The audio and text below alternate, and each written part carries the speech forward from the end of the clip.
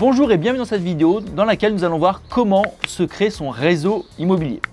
Alors comme tu peux t'en douter, l'immobilier est réellement un métier de réseau où l'humain est extrêmement important. Par exemple, à l'inverse du trading où tu n'as pas forcément besoin de rencontrer beaucoup de monde, en immobilier, à chaque fois que tu vas faire une transaction, tu vas devoir rencontrer un agent immobilier, tu vas devoir rencontrer un courtier ou un banquier, tu vas devoir rencontrer un notaire, tu vas devoir faire tes travaux, donc rencontrer un artisan, architecte, lorsque tu vas revendre encore une fois un agent immobilier, des clients, bref, à chaque fois, tu vas devoir rencontrer un humain.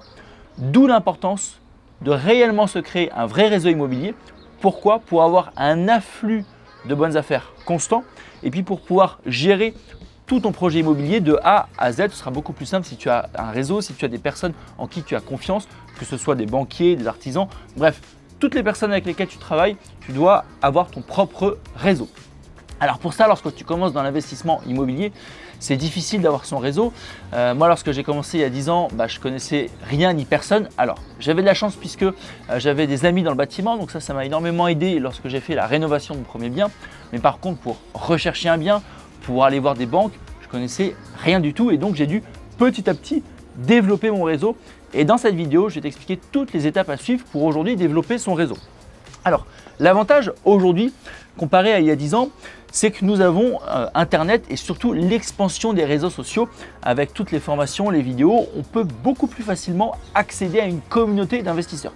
Donc mon premier conseil pour se créer son réseau, c'est se former.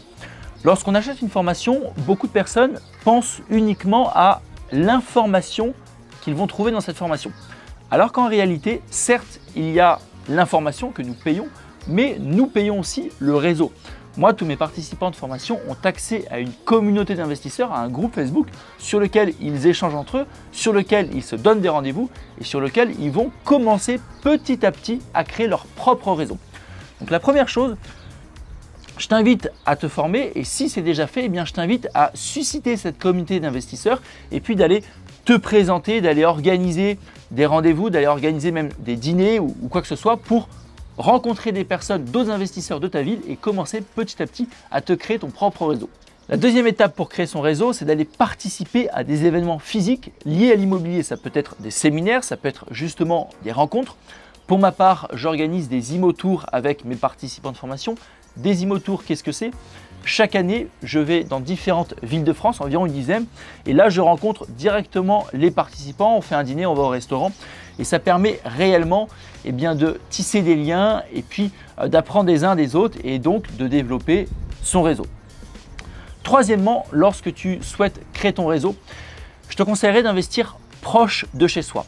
Alors bien entendu, suivant ta stratégie d'investissement, il est préférable des fois d'investir proche de chez soi si tu as un secteur qui est rentable, si tu as un secteur qui va se marier avec ta stratégie, ou alors dans d'autres cas d'investir plutôt loin de chez toi.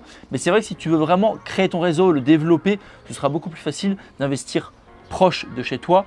Et donc tu vas pouvoir petit à petit commencer à rencontrer des agents immobiliers, tu vas pouvoir rencontrer des notaires, des banquiers, puis les voir une fois, 2 fois, 3 fois, 4 fois, des artisans.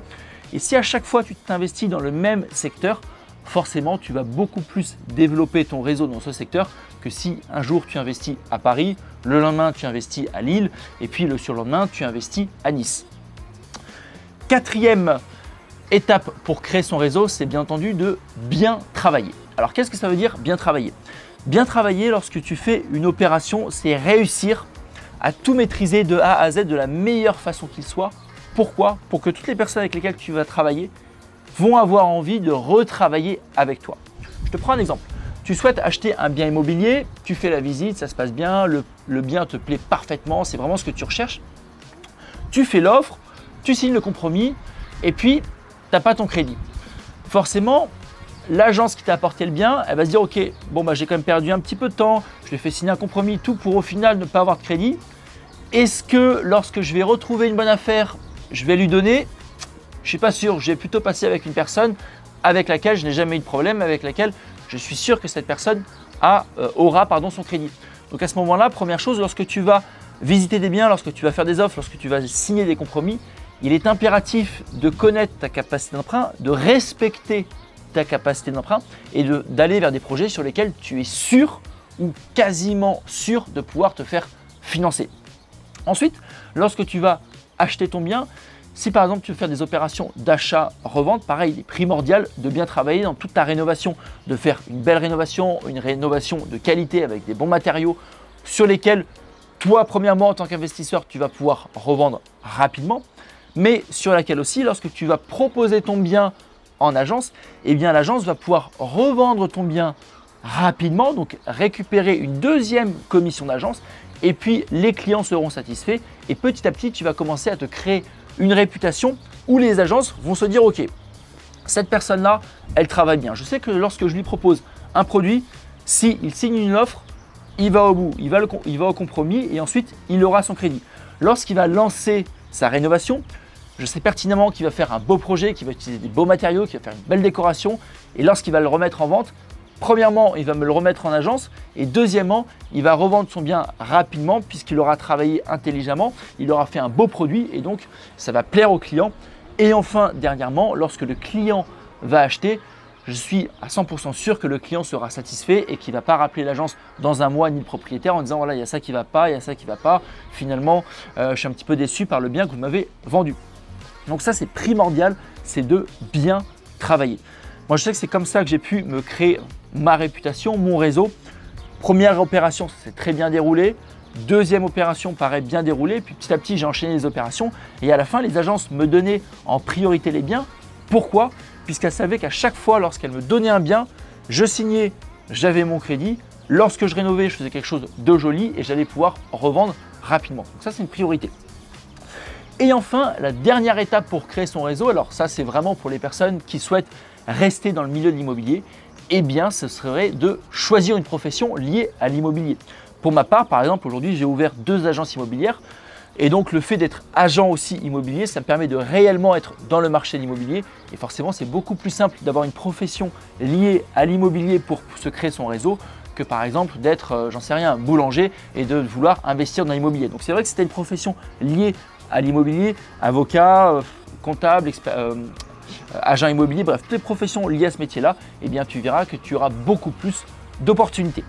Pour résumer, pour te créer ton propre réseau d'investissement immobilier, premièrement, se former et puis discuter avec les personnes de cette formation, discuter avec les participants et leur demander des conseils, leur demander de les rencontrer. Deuxièmement, se rendre à des événements physiques sur l'investissement immobilier, comme par exemple des séminaires. Troisièmement, investir proche de chez soi pour développer et créer son propre réseau. Quatrièmement, on va essayer de bien travailler à chaque fois, avoir son crédit à coup sûr, faire de belles rénovations.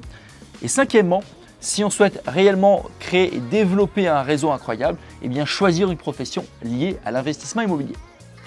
J'espère que cette vidéo t'a plu, j'espère qu'elle t'a motivé à créer ton propre réseau et à surtout le développer.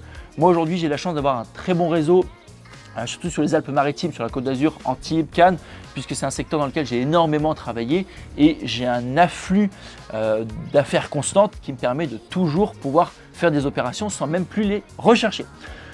Comme d'habitude, je te souhaite une excellente journée et puis je te retrouve la semaine prochaine dans une nouvelle vidéo.